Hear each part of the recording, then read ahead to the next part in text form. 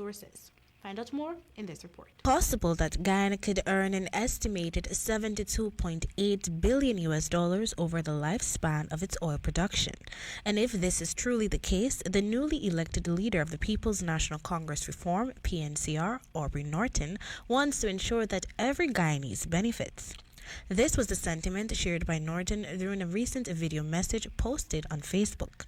Norton, in expressing the party's vision for 2022, expressed his dissatisfaction with a number of the choices which were made by the government last year, including the 7% taxed salary increase for public servants. In November, the minister with responsibility for finance, Dr. Ashni Singh, announced that all public servants will receive a 7% salary increase. However, that announcement was negatively received by citizens, trade unions, and other political parties.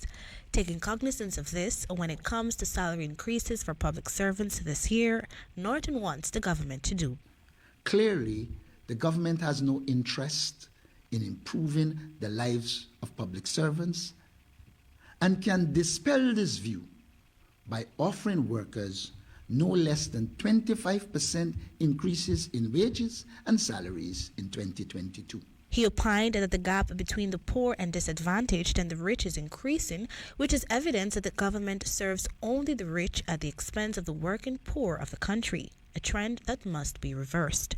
Additionally, the leader is also calling on the government to ensure that there is equitable benefits to be reaped by all Guyanese from the country's oil revenues, especially those who are poor and vulnerable. And a program to transfer some of the oil wealth to the marginalized, poverty-stricken segments of the population of all ethnic groups, including the activation of the Buxton proposal or a similar initiative, infrastructural renewal, and expansion in disadvantaged communities.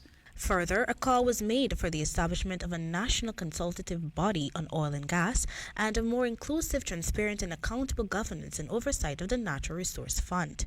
Presently, while there are new laws regarding the management of the Natural Resource Fund, the opposition party remains skeptical about the government's intention, since party members believe that the government intends to pillage the oil revenues received, which currently stands at $534 million. On another note, but still on his expectations of the government this year, Norton is also calling for a more effective parliament. Its current functioning is at the behest of the government. It meets infrequently, with most of its sittings targeted at financial matters. We need action to shift the parliament away from being the rubber stamper of government's decisions. Norton conveyed that while the PNCR is committed to the peaceful development of Guyana, it will stringently oppose injustice, discrimination, marginalization, domination, and control to ensure that the lives of Guyanese are better. For the HDP Nightly News, Kendell Richmond.